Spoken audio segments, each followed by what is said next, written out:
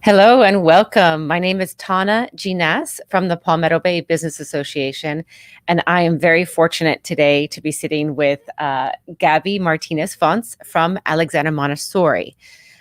She is the Director of Marketing and Communications, and we're going to talk all things education. So, Thank you for having me. Gabby, welcome. Please, let's start out by talking about your role with the school. And your ties with Palmetto Bay. We know you've been in Palmetto Bay for quite some time. The school has, and there's just a great reputation for the school. So tell us a little bit about how you got involved. I actually got involved many years ago with my first son attending the preschool there back, I believe it was 2010. So it's quite some years now. So you're not only I'm a parent, staff, but you're a parent. Correct. As well. Yes. And so my role has evolved from parent and homeroom mom to now director of communications and marketing communications, as well as some help with admissions.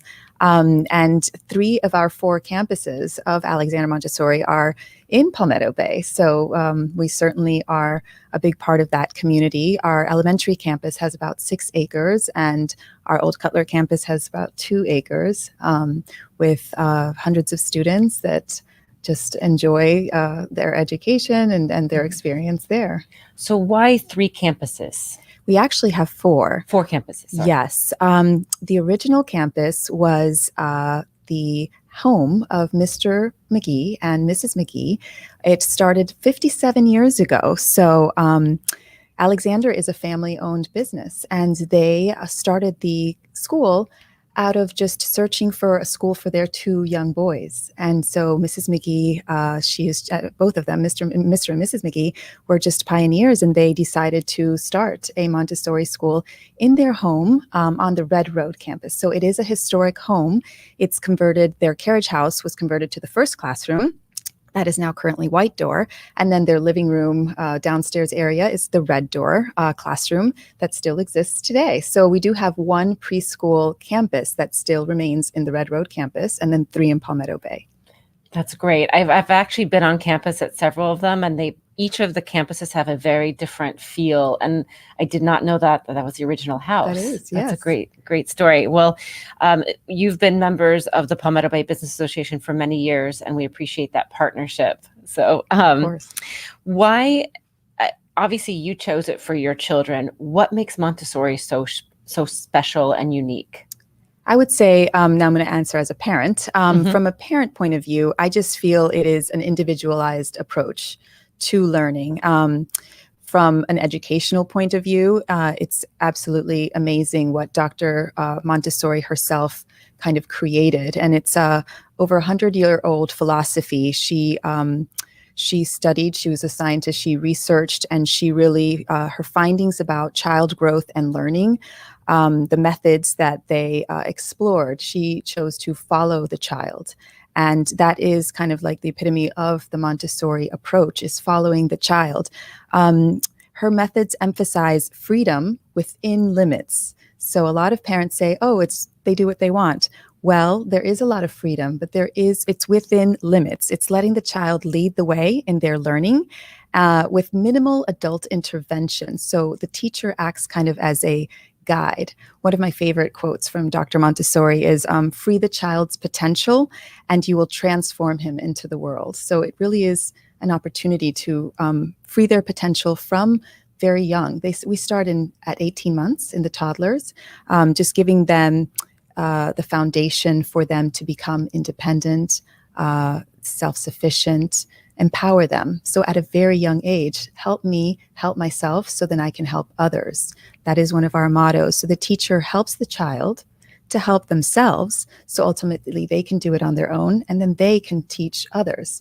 Our preschool program has a 3-year vertical program. So there's 3-year age gaps. So they start in pre-K 3, which is preschool, 3 years old, and they're grouped together with pre-K 4 to 5, and then kindergarten 5 turning 6. So that 3-year age gap gives a great chance for the child to start being the youngest in the preschool, learning from the elders, the kindergartners, and it also gives the kindergartners, empowers them to then teach the younger children. So they learn, it imitates almost a family dynamic. Mm-hmm. I've heard that the younger ones look up to the older ones and they kind of challenge each other. It must make for a very dynamic room. I can't imagine being a teacher and having such a range of abilities and personalities, because, when they're growing like that, that's, their characters. So you start at 18 months, and how old are the children when they leave the Montessori system? So our toddler program starts at 18 months and goes to about 3 years. Our children's houses, which is our preschool program, are ages 3 through 6. So you have to be 3 years old and potty trained and developmentally ready to enter a children's house. So once you graduate the children's house, you have graduated kindergarten. The children are reading, they're writing, they're ready to start first grade. Then our elementary program goes through first through fifth grade. Okay, fifth grade then. Yes. Our elementary is split up. It's the Montessori approach in our lower school, which is first through third grade. And again, you have that 3-year vertical grouping. First, second, and third graders are together. And then it's interesting, fourth and fifth grade, we start getting them ready for middle school. So we have a middle school prep program for our fourth and fifth graders that is departmentalized teaching. So you have a math teacher, you have a social studies teacher, a science teacher, a language arts teacher, and you have a schedule, and you're switching classes from subject to subject. You actually have a schedule that you follow. Because prior to that, they're all taught by one teacher? Well, all the subjects, or? It's in our lower school program, we have one teacher that will primarily teach math and science, and then another one that will teach language arts and cultural studies. And they will be switching with those two teachers in our lower school, first through third. But you are remaining in kind of 1 or 2 rooms. So we're getting them ready, fourth and fifth grade, to experience that, having a schedule and that switching classes, which is what middle school and high school have. So you're really trying to get them in the mindset of independence. Absolutely. Yeah. And time management and keeping up with their materials. Well, we can't talk about education and not mention the fact that we've been through 12 months of at-home schooling for a lot of our makeshift teachers at home. Can you talk to us a little bit about what the challenges were, initially, and how kind of you're adapting or coming out, or what have been the things that have been implemented in the school? I think as a whole, we have experienced this collective trauma, and educators around the world have just, been heroes, really, just trying to keep that connection with the kids. And it was quite a challenge when we had the stay-at-home mandate. We were just forced to go online. The Montessori approach is very hands-on. There's a lot of sensorial materials that the children engage in and interact with. It's part of the Montessori process.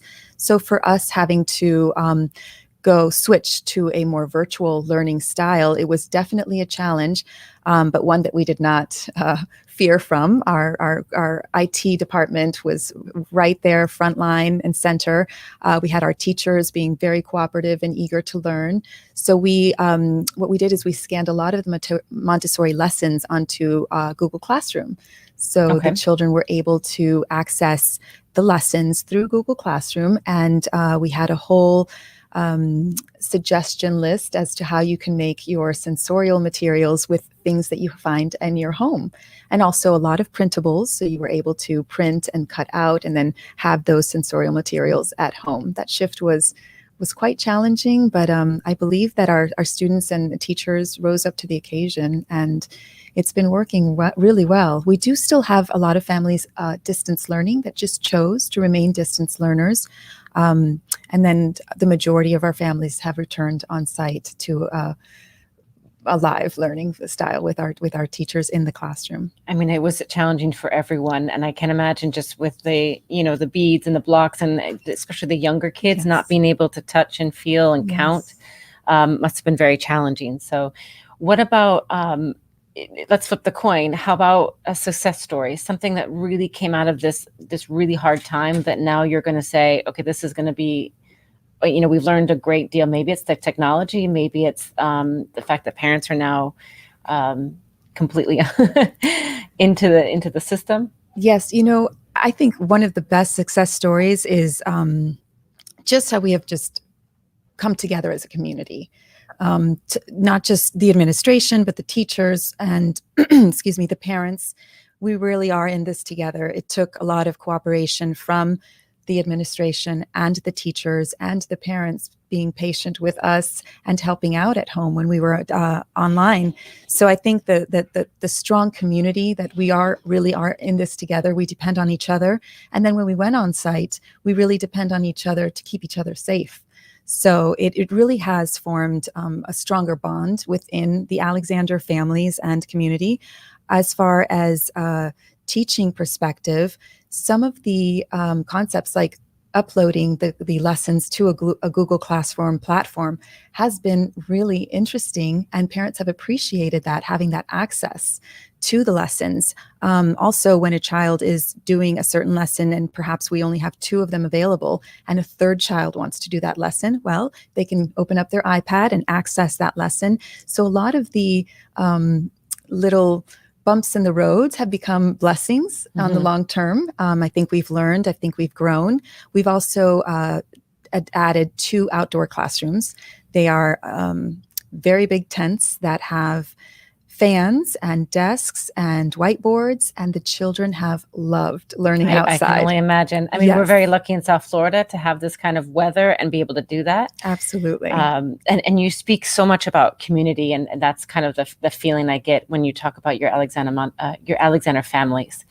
The community also extends past the school walls. I know that you're doing some out of campus activities, beach cleanups. Can you talk a little bit about how you spread, this kind of giving back mentality? Absolutely. Pre-COVID, we definitely had a lot of activities in the community.